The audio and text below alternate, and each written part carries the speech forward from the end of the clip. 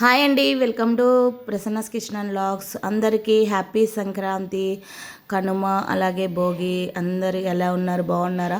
నేనైతే చాలా హ్యాపీగా ఉన్నాను. ఈ వీడియో వచ్చేసి మా ఇంటి దగ్గర మాకు వాడల్ బీచ్ అలాగే గోదావరి ఉంటుంది. అయితే నేను ఫస్ట్ గోదావరి వ్యూ అయితే చూపించేస్తున్నాను. ఫస్ట్ మేము గోదావరికి అయితే వెళ్ళాము. బోటింగ్ ఉండే గోదావరి దగ్గర. ఇక్కడ ఇది వచ్చేసి బాడ్స్కూరు, అలాగే మాకు పొన్నమండలో పంటి, గోదావరి దాటి వెళ్తామన్నమాట పంటి వెక్కి. అలా ఉన్న వీడియో అండి ఇది. ఫస్ట్ అయితే బోటింగ్ చేసుకుని బోటింగ్లో వీడియో ఒకటే చిన్న వీడియో అయితే తీసుకున్నాము. తర్వాత వచ్చేసి ఇది బోటింగు. పొన్నమండలో రాజోల్ దగ్గర పొన్నమండ అని ఉంటుంది, అక్కడ పంటి దాటొచ్చు. పంటి వీడియో ఉన్నది. ఇది మేము ఇలాగా ఫ్యామిలీ అంతా కలిసి పంటికి అయితే వెళ్ళాము. చూద్దాం, పిల్లలు చాలా ఇష్టపడతారు కదా, ఇష్టంగా ఉంటారు కదా అని చెప్పి.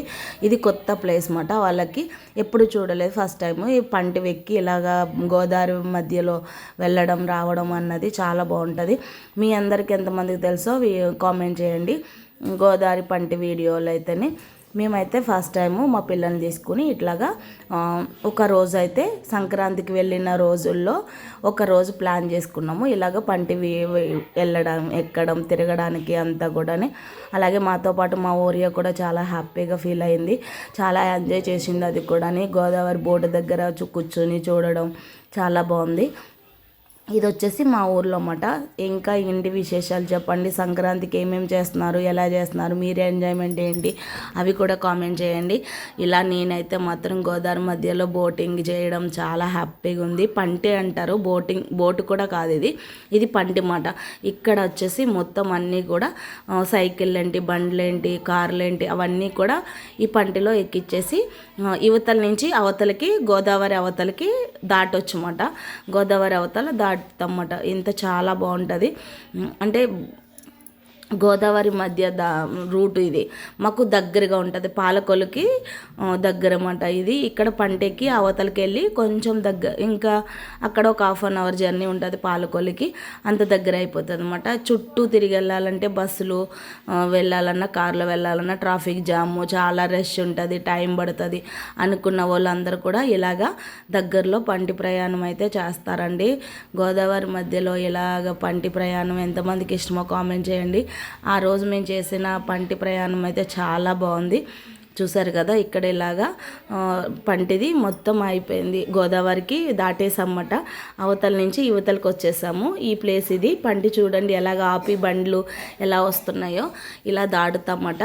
బస్సు అవసరం లేదు మనకి, కారు అవసరం ఉండదన్నమాట. వెళ్ళాలనుకున్న వాళ్ళు ఈ రూట్ నుంచి మళ్ళీ ఈ రూట్కి వెళ్ళాలనుకున్న వాళ్ళు కార్లు, పాలకొల్లు వెళ్ళిపోద్ది ఇలాగా.